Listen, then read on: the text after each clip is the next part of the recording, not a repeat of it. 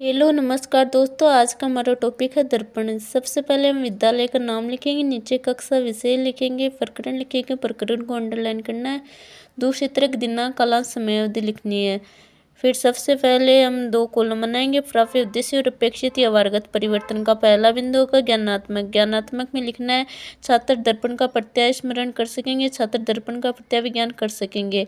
दूसरा अवबोध, छात्र दर्पण की व्याख्या कर सकेंगे, छात्र दर्पण को समझ सकेंगे। तीसरा ज्ञानोपयोग, छात्र दर्पण से संबंधित ज्ञान का प्रयोग उच्च अध्ययन में कर सकेंगे, छात्र दर्पण से प्राप्त ज्ञान का दैनिक जीवन की नवीन परिस्थितियों में उपयोग कर सकेंगे। कौशल, चौथा होगा कौशल, छात्र दर्पण की जानकारी प्राप्त कर सकेंगे, छात्र दर्पण का चित्र बना सकेंगे। पांचवा अभिरुचि, छात्र दर्पण के बारे में जानने में रुचि ले सकेंगे, छात्र दर्पण के संबंध में विचार विमर्श करने में रुचि ले सकेंगे।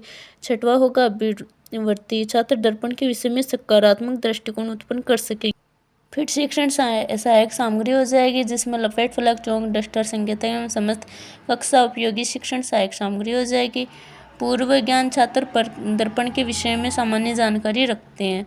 शिक्षण विधि, प्रश्नोत्तर विधि और व्याख्यान विधि होगी। छात्र अध्यापक छात्रों से प्रस्तावना के प्रश्न करेंगे टॉपिक से संबंधित। पहला प्रश्न होगा, किसी एक दैनिक उपयोग में आने वाली चमकीली वस्तु का नाम बताइए। छात्र उत्तर देंगे समतल दर्पण। समतल दर्पण पर प्रकाश गिरने पर क्या होता है? दिशा परिवर्तित हो जाती है। दर्पण द्वारा प्रकाश की दिशा में परिवर्तन होना क्या कहलाता है? प्रकाश का परावर्तन। प्रकाश का परावर्तन दर्पण में किस प्रकार होता है? संभावित। उद्देश्य का अध्ययन। अच्छा बच्चों, आज हम दर्पण का विस्तार पूर्वक अध्ययन करेंगे। फिर प्रस्तुतिकरण होगा, इसमें 4 कॉलम बनाएंगे। शिक्षण बिंदु, छात्र अध्यापक क्रिया, छात्र क्रिया, श्यामपट सार। पहला शिक्षण बिंदु समतल दर्पण से परावर्तन, तो इसका विकासात्मक प्रश्न होंगे। पहला प्रश्न होगा, समतल दर्पण द्वारा प्रकाश का परावर्तन क्यों होता है? चमकीले पृष्ठ से टकराने के कारण। दूसरा होगा, प्रकाश की किरणें चमकीले पृष्ठ से टकराकर कहाँ जाती है? पुनः उसी माध्यम में लौट जाती है। समतल दर्पण का किस प्रकार का प्रतिबिंब बनता है? तो ये संभावित उत्तर होगा। फिर छात्र अध्यापक कथन होगा, छात्र ध्यानपूर्वक सुनेंगे तथा मुख्य बिंदु होंगे वो अपने अभ्यास पुस्तिका में लिखेंगे, और जो मुख्य बिंदु है वो श्यामपट पर लिखने हैं। फिर ये बोध के प्रश्न हो जाएंगे।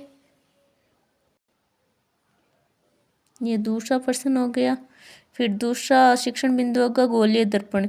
इसके विकासात्मक प्रश्न हो गया, चमकदार चम्मच के वक्र धरातल में अपना चेहरा देखने पर कैसा प्रतिबिंब दिखाई देता है? छोटा प्रतिबिंब चम्मच के किस भाग पर दिखाई देता है? अंदर धसे हुए भाग पर। चम्मच किस दर्पण के तुल्य है? ये संभावित उत्तर होगा। फिर छात्र अध्यापक कथन होगा और छात्र ध्यानपूर्वक सुनेंगे, जो मुख्य बिंदु होगा वो अपनी अभ्यास पुस्तिका में लिखेंगे। फिर इन्हीं में से बोध के प्रश्न हो जाएंगे, जो पढ़ाया जाता है उसी में से। तीसरा शिक्षण बिंदु होगा गोलीय दर्पण से बनने वाले प्रतिबिंब, तो इसके विकासात्मक प्रश्न होंगे, गोलीय दर्पण कितने प्रकार के होते हैं? 2 प्रकार के दर्पण से कैसे प्रतिबिंब बनते हैं? छोटे व बड़े।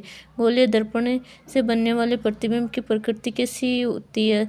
ये संभावित उत्तर होगा। फिर छात्र अध्यापक कथन होगा, छात्र ध्यानपूर्वक सुनेंगे और जो मुख्य बिंदु होगा वो अपनी अभ्यास पुस्तिका में लिखेंगे।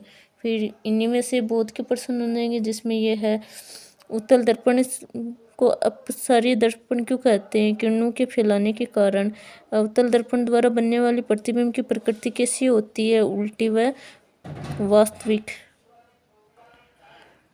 फिर ये मूल्यांकन के प्रश्न हो जाएंगे, जिसमें 5 है। नीचे गृह कार्य का प्रश्न हो जाएगा। नमस्कार।